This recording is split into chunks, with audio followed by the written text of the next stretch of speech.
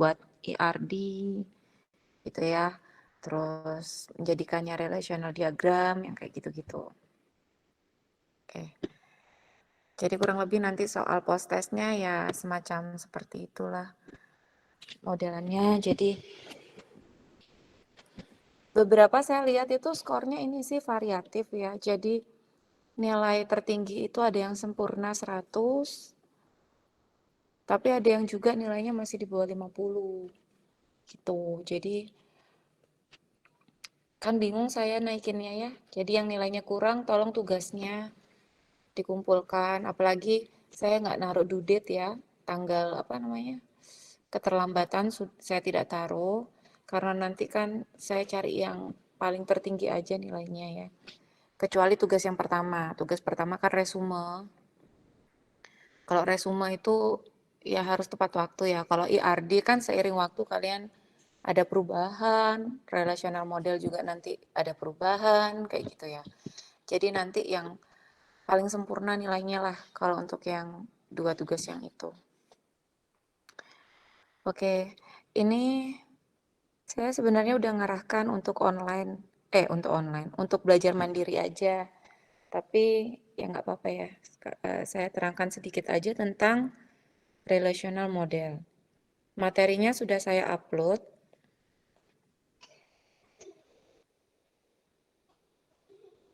Ya, di sini modulnya ini cukup jelas.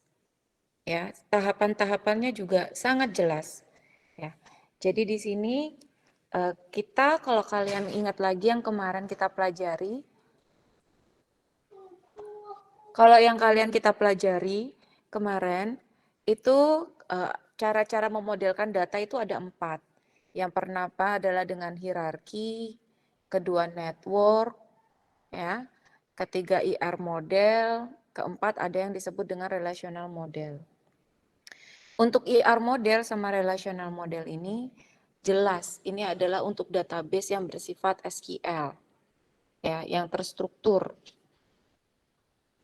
Nah, apabila IR model ini disebut sebagai cocok untuk digambarkan pada high level, jadi high level itu level tertinggi itu maksudnya adalah ibarat itu orang awam bisa baca gitu ya.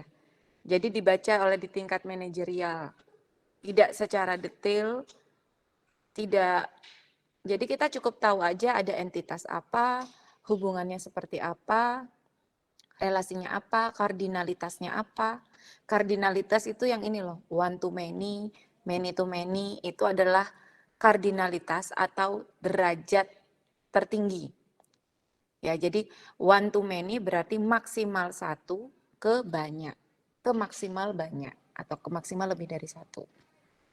One to one berarti hubungannya adalah maksimal satu ke maksimal satu. Ya, jadi derajat tertingginya dia itu adalah disebut dengan kardinalitas. Nah, ini slide-nya kelihatan sebelumnya?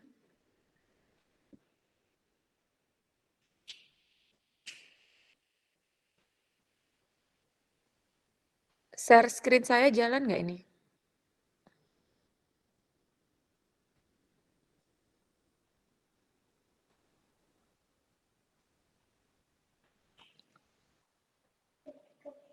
Jalan, Bu.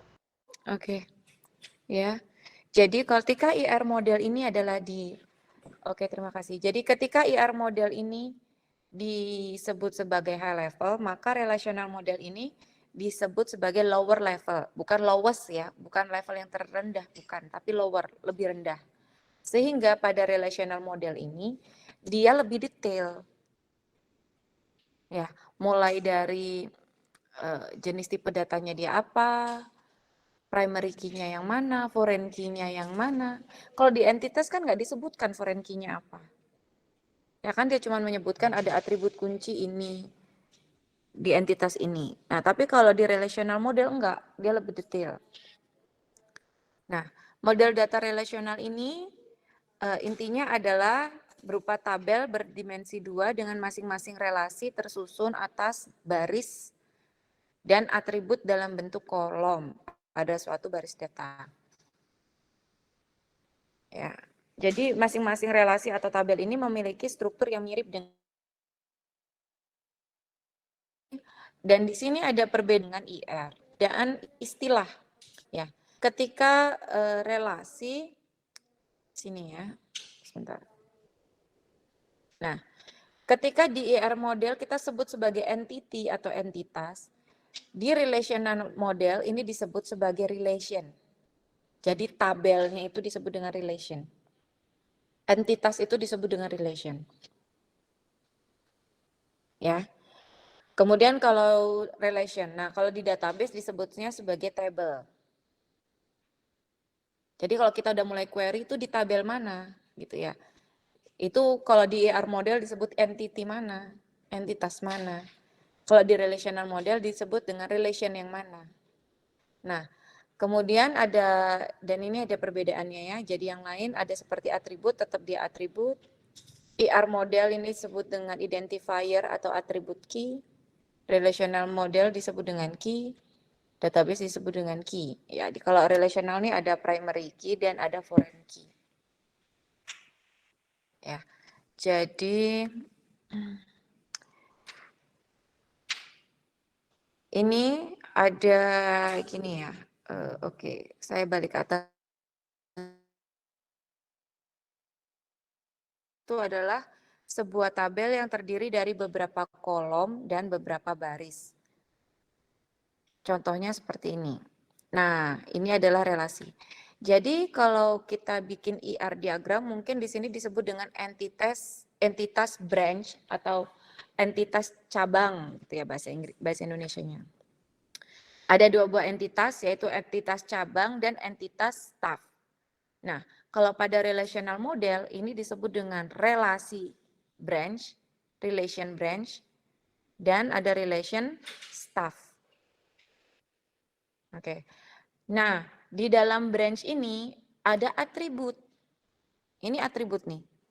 Branch number ini atribut. Street ini atribut. City ini atribut. Postcode ini atribut. Jadi kalau di dalam entitas bentuknya yang kayak oval-oval gitu kan. Kalau IR diagram bentuknya seperti oval. Nah, di sini juga punya yang namanya kunci utama atau primary key. Kalau di dalam IR diagram disebut sebagai atribut key. Nah, di dalam relational model disebut dengan primary key. Nah, primary key ini adalah, contohnya di sini adalah branch number. Primary key itu bersifat unik, sama seperti atribut key ya. Dia harus bersifat unik, nilainya tidak boleh 0, dan nilainya tidak boleh ada yang sama. Karena unik kan nggak boleh ada yang sama atau tidak boleh ada namanya duplikasi. Ya. Nah, di sini ada juga yang namanya relation staff, di mana di sini juga punya primary key.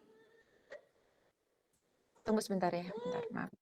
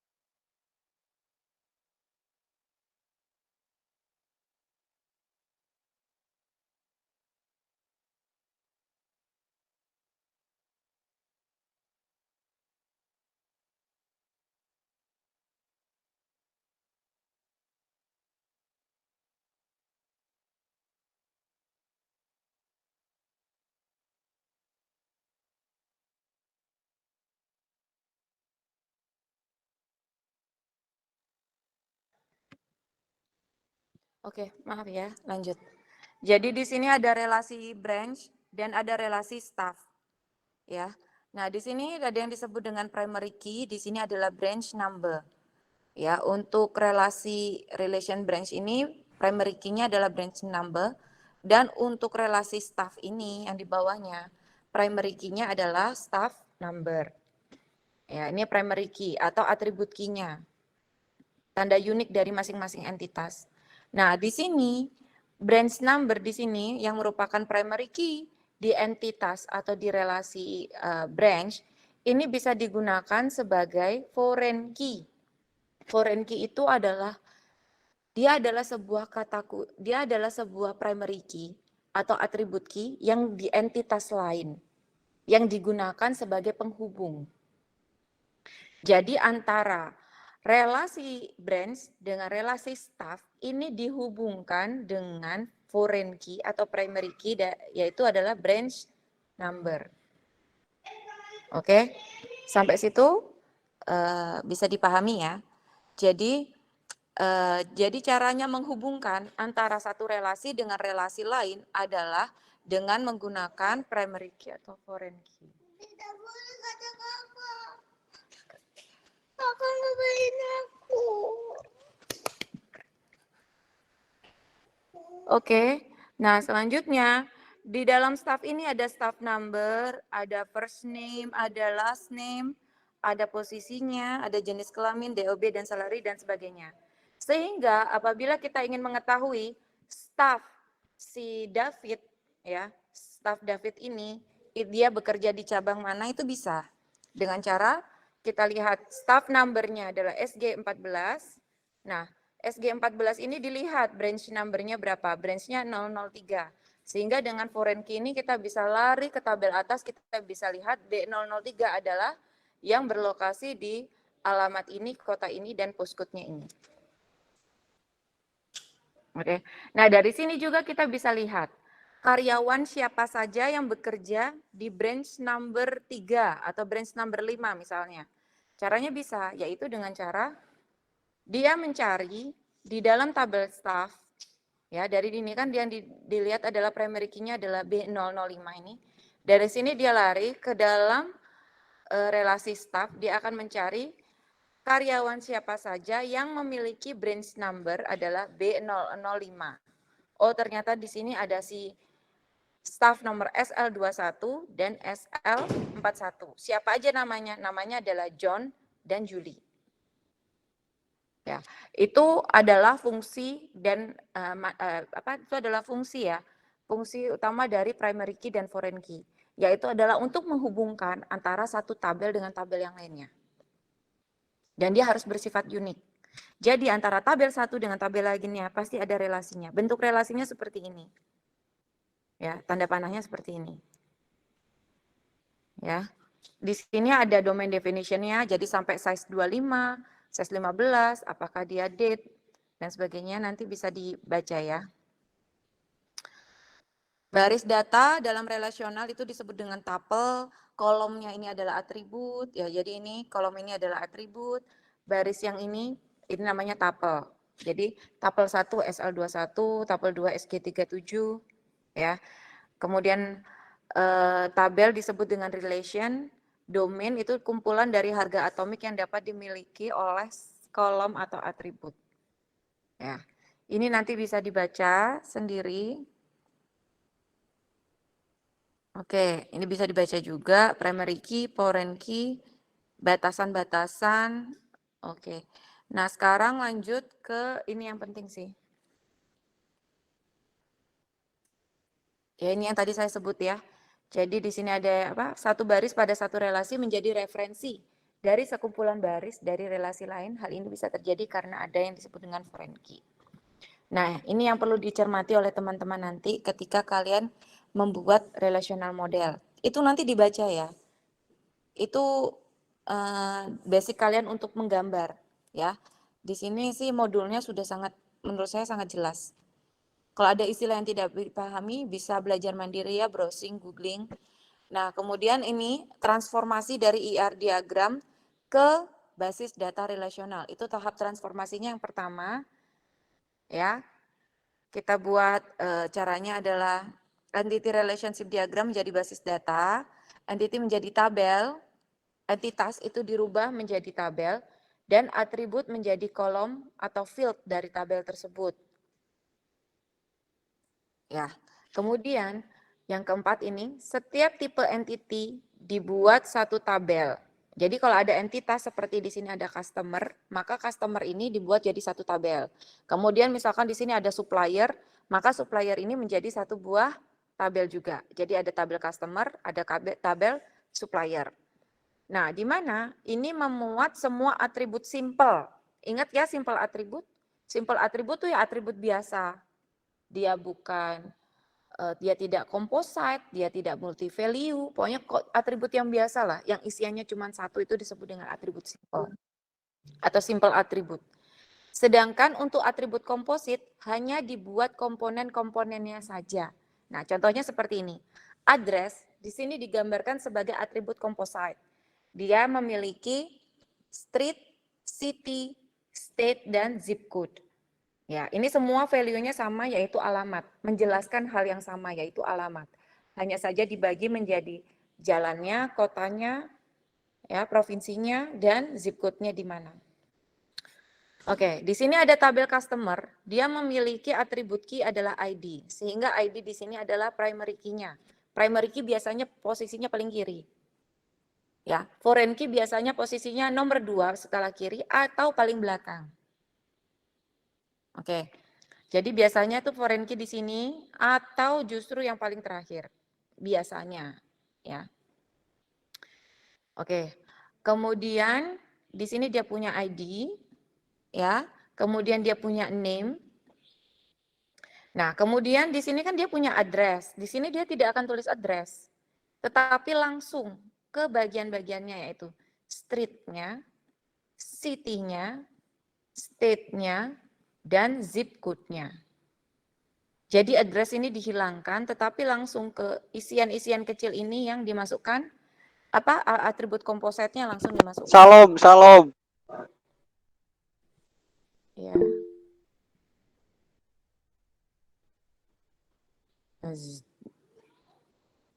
Oke, lanjut. Nah, setiap tabel yang mempunyai atribut multi-value, buatlah tabel baru di mana primary key-nya merupakan gabungan dari primary key dari tabel tersebut dengan atribut multi-value. Setiap tabel yang mempunyai atribut multi-value, buatlah tabel baru. Nah, sehingga apabila ini contohnya di sini, dia punya multi-value, ya, lokasi. Jadi di sini ada tabel entitas proyek. Otomatis entitas proyek ini jadi tabel sendiri ya, jadi tabel proyek. Ya. Kemudian dia punya apa aja? Nomor proyek di sini. Kemudian dia punya nama proyek di sini. Nah, di sini lokasi tidak menjadi atribut di sini, tetapi dia dibuat sebuah tabel baru, yaitu bernama tabel lokasi. Isinya apa aja? Isinya adalah lokasinya. Kemudian ini dihubungkan dengan nomor proyeknya atau primary key-nya. Ya, jadi kalau ketemu atribut kalian membuat mendesain ada atribut multi value di situ, contohnya seperti nama, alamat, ya itu yang paling sering multi value. Nah itu kalian atau hobi kayak gitu ya, hobi bisa lokasi. Nah ini lokasi proyek contohnya. Itu kalian buat tabel sendiri cara menggambarkannya. Nah kemudian selanjutnya setiap unary relationship atau one to many, selain membuat tabel baru berdasarkan entitas, buat juga tabel baru berdasarkan relationship-nya dengan atribut kunci tamu atau foreign key berdasarkan atribut kunci dari entity tersebut dan atribut kunci alternatif sebagai primary key-nya. Nah, di sini contohnya seperti ini. Ada entitas employee, otomatis kita buat tabel employee. Sepakat ya itu. Isinya apa aja? Isinya adalah employee ID sebagai primary key-nya dan ada employee name di sisi kanannya. Oke. Nah, kemudian untuk hubungan yang one to many, jadi di sini one to many, jadi karyawan mensupervisi karyawan. Ya, ini seperti manusia menikahi manusia, ya hubungannya. Nah, kemudian manusia menikahi manusia, one to one kalau itu ya. Ya intinya adalah polanya nih ya, employee mensupervisi banyak, satu employee bisa mensupervisi banyak employee lainnya. Kalau yang ini cara bacanya begitu. Nah, di sini dia memasukkan di sini primary key. Jadi di sini dia memasukkan foreign key atau primary key dari employee. Jadi primary key-nya di sini employee dimasukkan sebagai foreign key di sini. Kemudian dia membuat bagi atribut alternatif kata kunci di sini sebagai primary key-nya. Jadi dia membuat atribut kunci sendiri, supervisor ID, kemudian dia mengimport atribut kunci dari entitas employee ini. Untuk hubungan yang one to many seperti itu. Kemudian untuk hubungan one to one ya dengan atau total participation, maka akan dibuat tabel baru berdasarkan relationship-nya. Ibu bicara sama siapa itu, Wei? Mama lagi ngajar. Kosong itu gak ada orang gitu. Ini orangnya. Mana? Maaf ya teman-teman, ini belum tidur soalnya. Oke, saya lanjut ya. Jadi di sini untuk hubungan one to one dengan atau tanpa total participation, maka akan dibuat tabel baru berdasarkan relationship di mana kolom-kolom terdiri dari alternate key, primary key, dan masing-masing entity. Jadi contohnya seperti ini. Di sini ada entitas dosen, otomatis kita buat tabel dosen. Kemudian di sini ada entitas jurusan, otomatis kita akan buat tabel jurusan. Nah, karena dia hubungannya adalah one to one, maka di sini disarankan untuk membuat tabel baru. Di sini digambarkan sebagai tabel keraprodi, ya, di mana tabel dosen ini isinya adalah NIP dan nama dosennya. NIP ini sebagai primary key, ya, nama dosennya bukan primary key. Kemudian di tabel jurusan ini ada kode jurusan, ini atribut key-nya kita masukkan sebagai primary key, dan nama jurusannya di sini sebagai atribut simple lainnya. Sehingga nanti kalau kita mau ngelihat ke tabel jurusan, maka ketika kode 03 maka nama jurusannya apa, kayak gitu loh cara bacanya. NIP-nya 1, nama dosennya siapa. Nah, karena dia ini hubungannya adalah one to one, maka di sini dibuat sebuah tabel baru yaitu tabel kaprodi. Yang isinya apa? Isinya adalah periode. Periode ini sebagai atribut key-nya. Kemudian isian lainnya apa lagi? Isian lainnya adalah masing-masing primary key dari entitas yang terhubung. Jadi di sini NIP-nya turun sebagai foreign key. Di sini kode jurusan juga naik sebagai foreign key. Ya, sehingga nanti cara bacanya adalah nama dosen siap, misalkan gini. Siapakah yang menjabat sebagai kaprodi di periode 2020 sampai 2024, misalkan seperti itu ya. Siapakah dosen yang menjabat? Nah, itu tinggal kita lihat. Nah, periodenya berapa? Misalkan periodenya tadi 2020 sampai 2024. Kemudian kode jurusannya apa? Gitu kan? Kode jurusannya adalah misalkan manajemen. Ya, misalkan di sini adalah 001 gitu ya, manajemen. 001, maka 001 bisa dilihat di sini 001 dia bisa lari manajemen. Kemudian siapa di sini nama dosennya? NIP dosennya, misalkan NIP-nya 001, dia akan lari. NIP 001 ternyata adalah Pak A atau Ibu A. Gitu ya. Jadi gitu caranya cara alur kerjanya dalam membuat model relasional. Jadi antara entitas satu dengan entitas lain itu harus terhubung. Harus terhubung. Tidak ada tabel yang berdiri sendiri. Buat apa ada tabel ketika dia tidak bisa diakses? Nggak akan bisa dipanggil datanya. Jadi antara relation satu dengan relation lain, ya tabel satu dengan tabel lain itu harus terhubung. Apa yang menghubungkannya? Primary key dan foreign key. Primary key adalah kata kunci dari tabel tersebut. Foreign key adalah kata kunci dari tabel lain yang kita gunakan. Ya, itu mereka sama-sama kata kunci, sama-sama unik. Hanya saja ketika dia di tabel itu, maka disebut dengan primary key. Tetapi apabila dia itu adalah primary key dari tabel atau relasi lain, maka itu kita sebut sebagai foreign key di tabel. Misalkan dia adalah primary key di tabel A, maka dia disebut sebagai foreign key di tabel B. Oke. Nah, selanjutnya ada hubungan one to many. Ini CR ini kardinalitas relation, ya. Yaitulah hubungan kardinalitas, relasi kardinalitas. Untuk relasi kardinalitas one to many dengan atau tanpa total participation, ini kalian nanti browsing ya. Total participation itu maksudnya apa? Kemudian maka primary key dari sisi satu masuk ke sisi N. Jadi contohnya seperti ini. Ini ada dua entitas, ya, dosen dan mahasiswa. Dosen dan mahasiswa. Ya, dosen punya NIP dan nama dosen, mahasiswa punya NIM, nama mahasiswa dan NIP.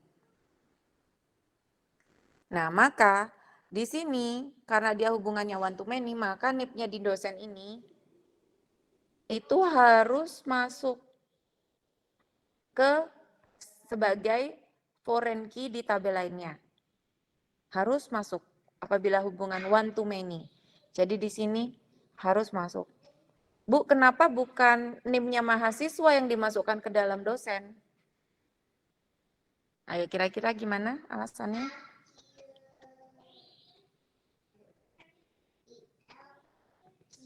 Ada yang bisa nggak mencoba menjawab? Kenapa bukan NIM-nya mahasiswa, Bu, yang dimasukkan ke dalam tabel dosen? Kenapa malah NIM-nya dosen yang dimasukkan ke dalam tabelnya mahasiswa? Seperti itu.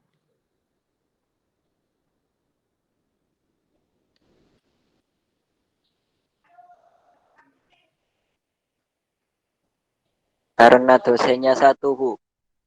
Iya, iya karena betul ya, karena dosennya itu relasinya adalah one. Ya, di sini dia one, satu dosen bisa menjadi dosen perwalian dari banyak mahasiswa, betul. Ya. Bayangkan apabila NIM-nya di sini mahasiswa banyak. Oh, berarti NIM saya nih ya, 001 Anita. NIM mahasiswanya A, kemudian B, kemudian C. Ada berapa baris itu saya? Dan NIP-nya jadinya double gitu kan datanya ya. Sementara kalau yang di sini, kalau kita masukkan ke dalam mahasiswa, enggak. Jadi nama kalian, misalkan NIM-nya A, nama siswanya siapa, NIP-nya saya. Keduanya B, mahasiswanya apa, NIP-nya saya. Misalkan seperti itu. Nah, jadi tidak ada, apa sih namanya?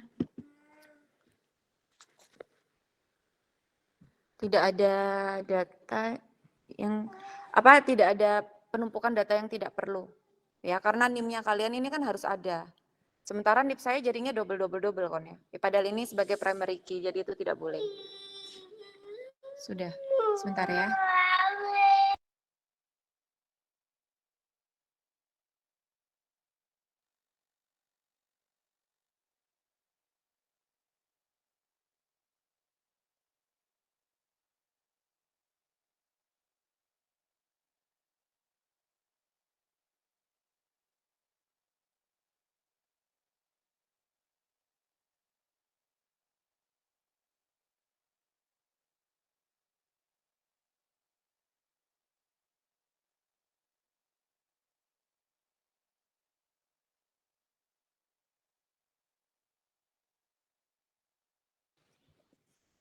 Oke, maaf ya.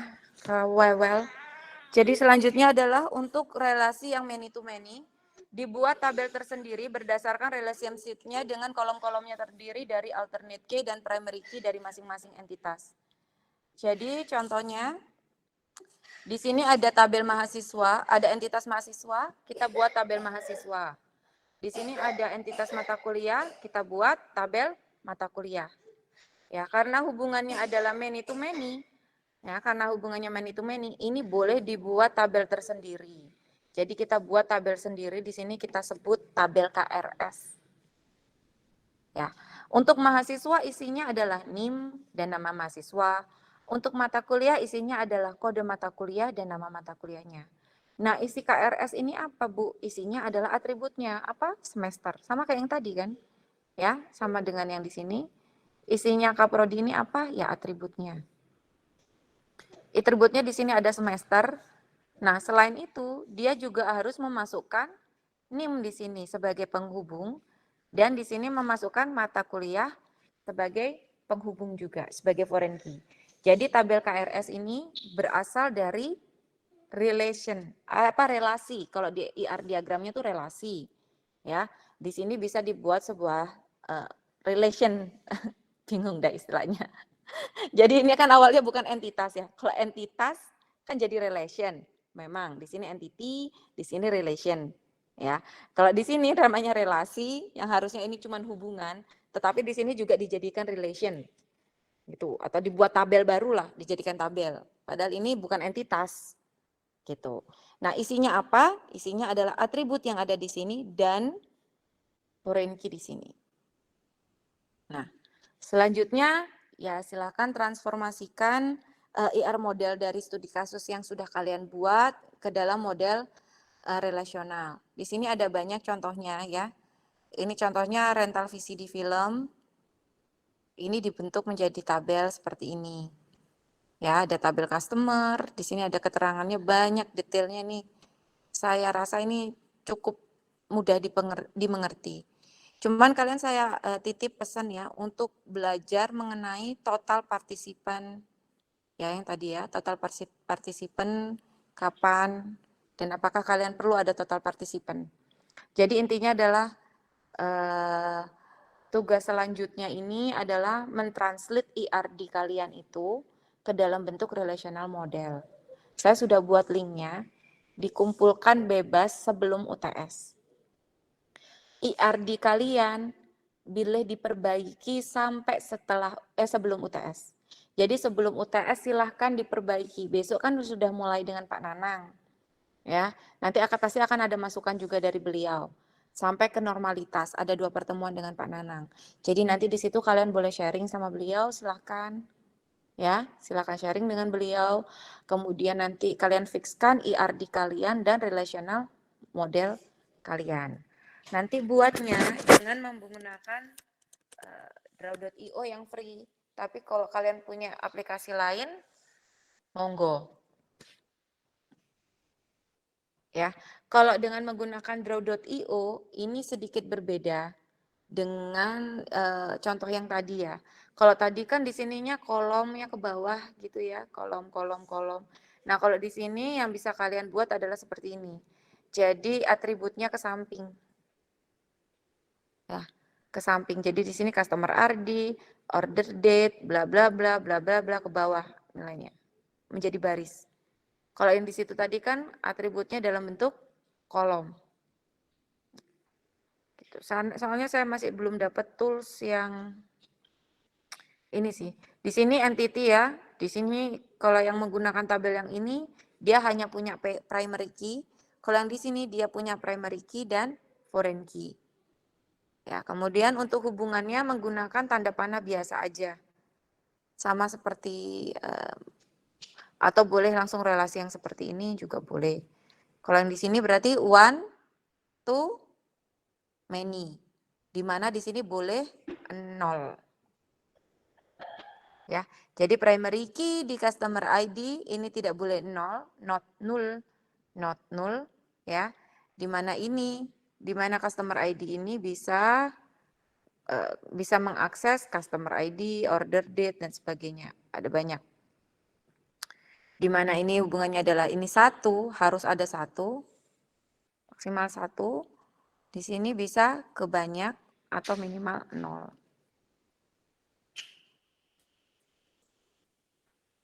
Oke.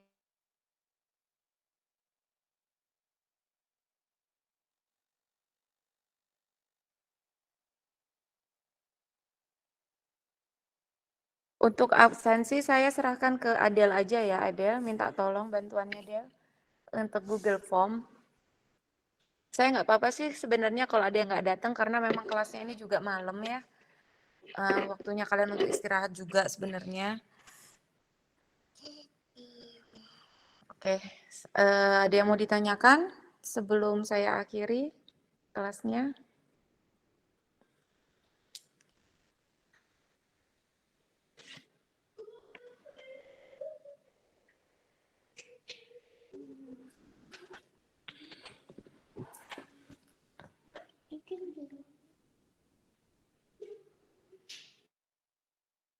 Belum ada pertanyaan? Jika tidak ada, saya sudahi dulu kelasnya.